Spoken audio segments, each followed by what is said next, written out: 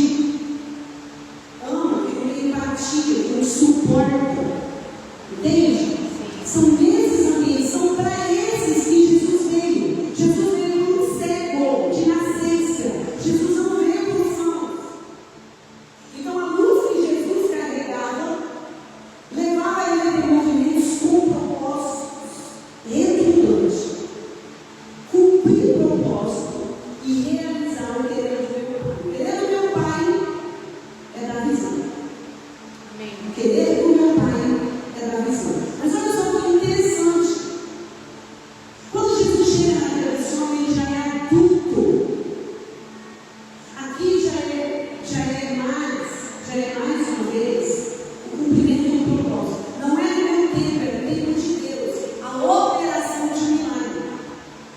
Porque está na operação de um milagre também um propósito. Falar com os cegos da religião saudável e se manifestar aos incrédulos. Mas quando eu não sou curado e sarado, eu quero usufruir de tudo isso que Deus libera sobre mim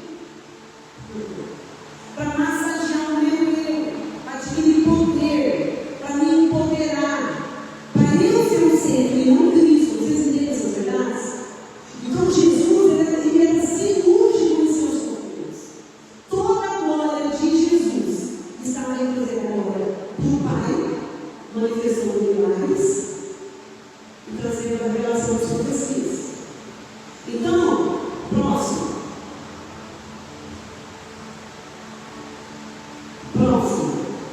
Versículo, por gentileza. A palavra de Deus vai dizer que eu e você precisamos saber lidar com o furor da ira de Deus. Porque a ira de Deus é a manifestação do seu amor. Como assim, profetisa? Quem está sendo professor de cura? Amém? Deus não remove, não tira a ira. Deus equilibra na direção. Falando sobre a missão.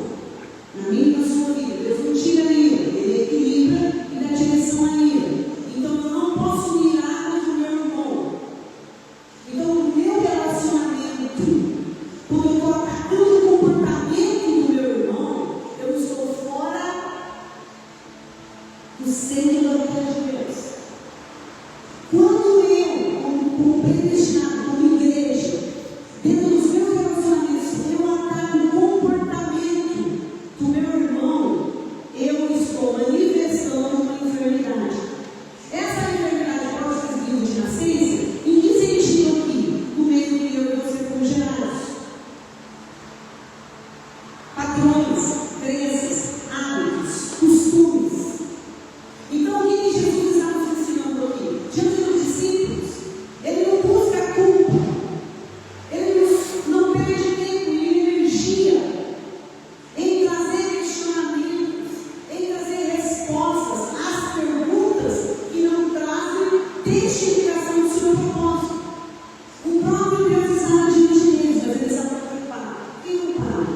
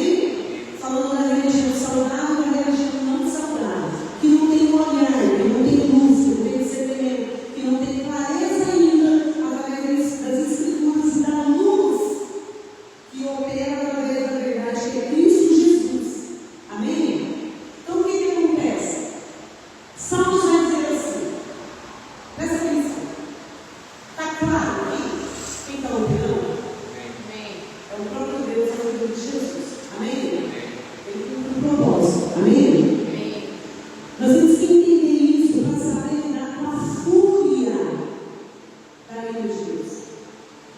A ira de Deus é manifestação do seu zelo e do seu amor. Todas as vezes que nós vemos Deus se movimentar em sua ira e furor, nós estamos e temos que discernir que ali é Deus tomando os nossos pecados. Todas as vezes que você se vê em um padrão de comportamento disfuncional, chama Jesus para essa vulnerabilidade. Chama Jesus para esse estado de pecado. Chama Jesus para esse estado de maldição. Chama Jesus para esse estado de iniquidade. Aleluia. Jesus sabe lidar com tudo isso. Aleluia. Então, quando Jesus chega para esse servo de nascença, ele está querendo dizer, ele está querendo declarar o seguinte: é chegar no reino de Deus. Eu carrego os sinais. Aleluia. Eu vou operar a lei da eternidade do corpo. Glória a Eu Deus. vou transformar a vida desse cego. E eu vou transformar o meio à volta dele. É isso que Jesus está ensinando aos seus discípulos. E é essa tarefa que eu quero dizer para você. Não fuja da luz. Amém. Quando Deus permitir a sua vulnerabilidade, está diante de todos. A cegueira desse homem está diante de todos. Eu quero presumir que a pergunta dos discípulos é porque a linhagem desse cego não era uma linhagem qualquer. Esse cego não era qualquer um. Porque o movimento de milagre de Jesus sobre esse homem provocou repromisso no meio. Quer ver uma coisa? Conflito de marido e mulher.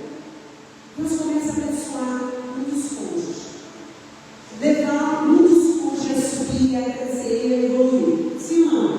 Sim. Eu e meu esposo, nós vamos mentoria, nós vamos paternidade, nós vamos aprender para muitos filhos. Amém? Amém. Isso é normal acontecer, mas para algumas pessoas é escândalo. Haver ciúmes, inveja e competição entre marido e mulher. Isso nos deixa claro uma disfunção em uma área, em um dos cônjuges, onde ele não foi experimentado no amor. Como eu e você, como igreja, vai agir? Deve agir. Trazer culpa, trazer condenação, oprimir, denegrir, ofender. Não foi isso que Jesus fez. Jesus olhou para o céu. Ele sabia em que movimento ele estava operando. Transformou a vida do céu e cumpriu o propósito. Amém. Eu sou o escolhido de Deus. Eu sou o Messias. Eu carrego os sinais para curar, libertar e sarar de dentro para fora, para dar confiança na vida divina. Mas esse tipo de liberdade naquela época era muito alto. Eles alcançarem discernimento em meio às trevas da sua tolice e ignorância espiritual. Então, como nos dias atuais, eu e você, que temos essas verdades reveladas, vamos aprender a lidar com a fúria da ira de Deus. Nos dias atuais, é normal a gente ver pessoas confundir bondade de Deus com passividade de Deus. É normal nos dias atuais. Nos dias atuais, se nós vamos fazer ensinamento que vai trazer a ira de Deus, a pessoa vai assumir o nariz, a pessoa fica inquieta na cadeira, a pessoa fica com sono, essa igreja não é para mim. Isso acontece ou não? Não é assim.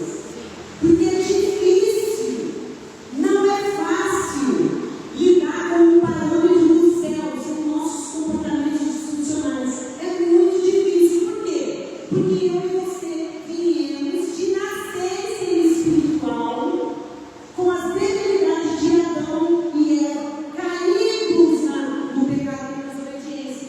Nós carregamos essas disfunções. Nós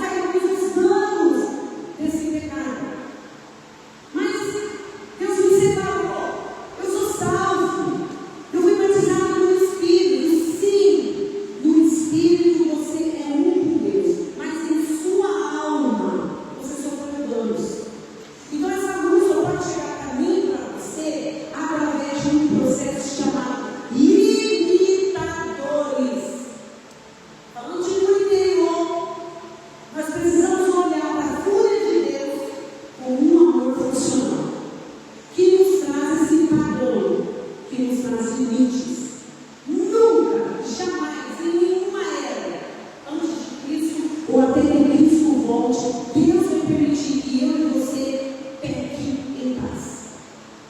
Verdade. Eita, pega nós, Jesus. São dias, eu tenho que questionar o meu marido. Eu não sei se ele permitiu. É como se eu visse todo mundo em conformidade, tendo paz, pecando de maneira consciente. Jesus me ajuda. Jesus me dê clareza. Jesus, como eu posso contribuir? Jesus, como eu posso colaborar? Aí, quando nós vamos levar os meninos agora sobre o furor da ira de Deus, os que estão nesse lugar de passividade, gritam.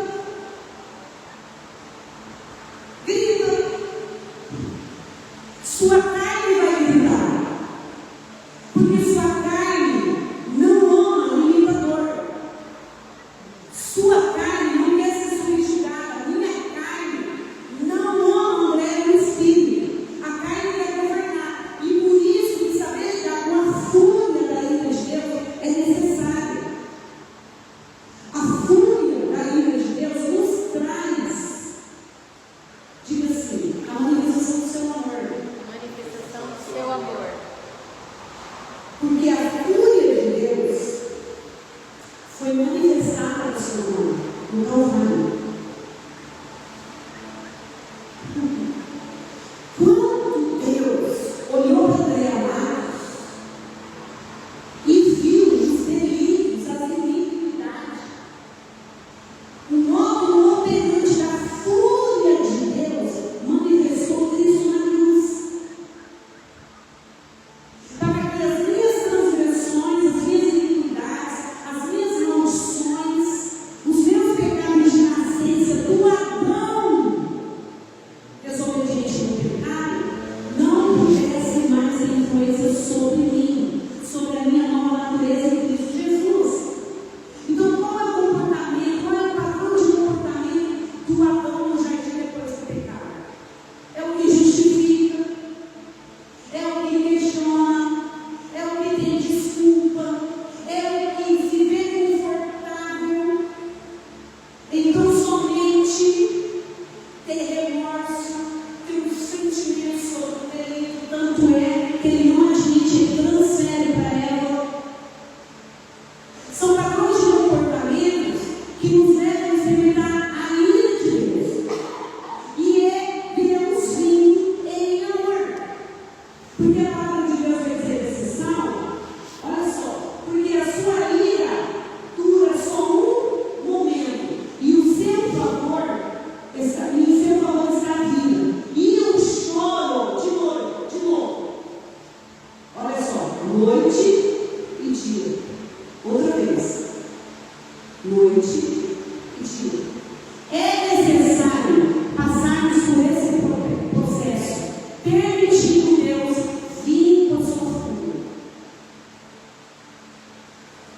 vir com a sua ira. É necessário. Vai durar um momento. Mas se eu e você permitirmos a ira de Deus, que é o seu fogo, que fulmina e nos purifica, vai haver alegria. Diga assim, vai haver vida pela manhã.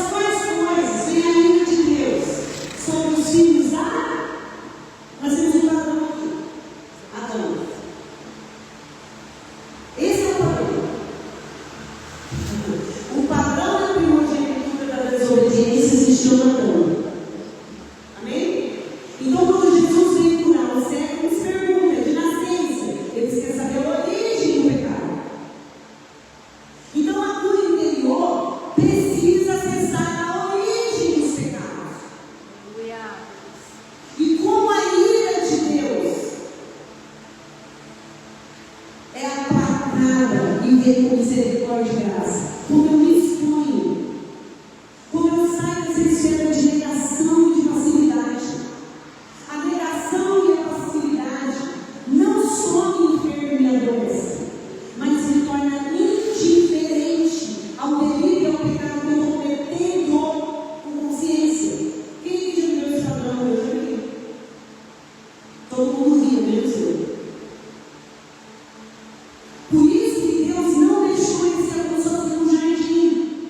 Por isso que Deus decide esse jardim para palestrar, para se relacionar, para dar mentoria, tá bom? Todas as manhãs, diga assim, primícia do dia.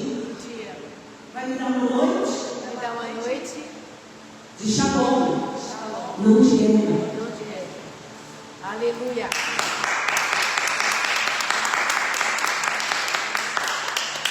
Então, o filho da obediência próxima, os filhos da desobediência trazem um padrão, próximo versículo, traz um padrão de comportamento. Diz assim: eu preciso me ver nesses padrões de comportamento experimentando Jesus. Porque não é sobre ser brilhado e carregar culpa. É sobre experimentar Jesus. E sair desse padrão de comportamento. Antes que venha a ira de Deus. Amém? Próximo. O Senhor não me repreenda na tua ira, nem me castigue no teu furor. Querido, olha para vocês. Descer os versículos, tá bom? Depois a gente vai para o Salmo 38. Bora lá.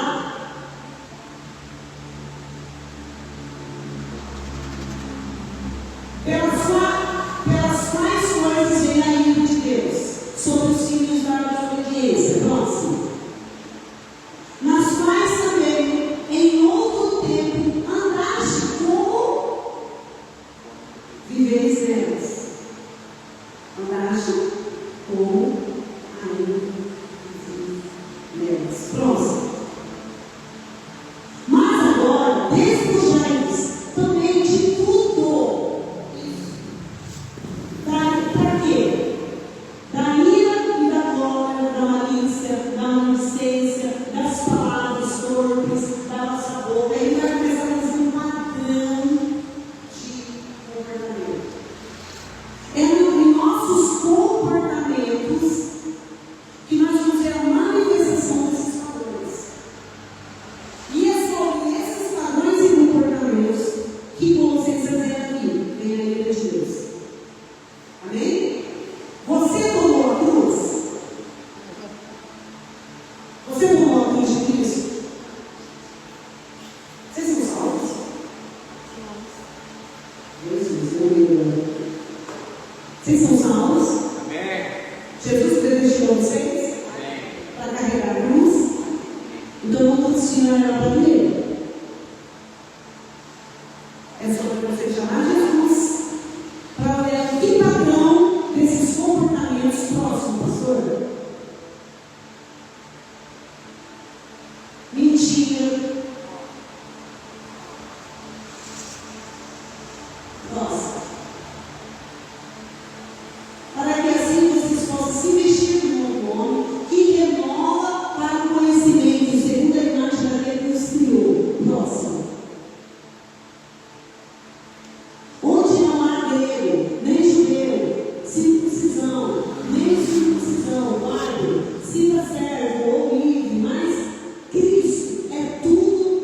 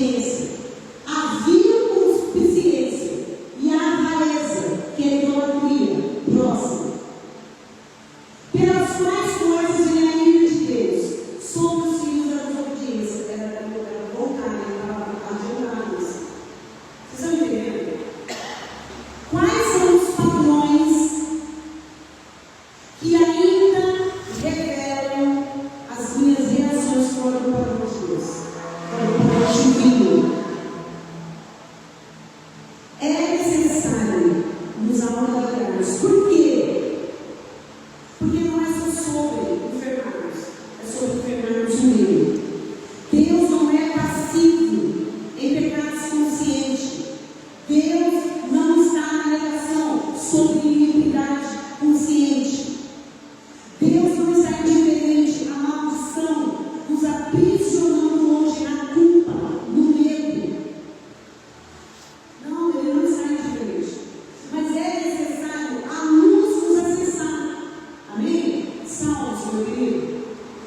Salmos 31. Nós vamos ver os danos desse pecado no corpo de Davi. Amém? Primeiro nível, eu preciso da luz. Segundo nível, eu tenho que ter Jesus revelado. Terceiro nível, eu tenho que movimentar dentro do propósito para que os milagres me acompanhem. Quinto nível, em todo esse processo eu não posso me perder na luz. Quinto nível, não é porque eu sou pastora, não é porque eu canto, não é porque eu prego. Em todos os níveis, onde eu e você estivermos vivendo a promessa, nós não podemos andar longe da presença do Espírito Santo. Nós não podemos achar que Deus vai descer no nosso nível, que Deus vai descer no nosso padrão de humanidade para executar e fazer o que eu e você achamos ser bom. Não é isso? Então, esses níveis vão cooperar para que eu cresça e evolua de maneira saudável, sem me perder no poder. Todos eles passaram por esses ciclos. Todos os apóstolos foram martirizados e não perderam a fé. Você está pronto para isso? Ou você só quer o poder? Ou você só quer se promover? Ou você só quer um relacionamento aparente ou você me devolve? O verdadeiro evangelho não é sobre isso. O verdadeiro evangelho é sobre trazermos Cristo para o centro do nosso ser. Porque nós já fomos transicionados através da cruz. Eu, André Amados, não sou escravo em meus padrões de relacionamentos com pessoas, padrões do filho da desobediência. É o primeiro Adão. Sim ou não? Amém? É sobre isso. Amém. Em que áreas, através do Espírito Santo, você se vê como Adão? Eu não quero falar sobre isso. Eu não quero conversar sobre esse problema. Eu não quero conversar, falar sobre o dano. Deixa eu falar, melhor esquecer. Você está cortando aqui, vocês estão entendendo? Eu não pego, eu não vivo. Está me entendendo?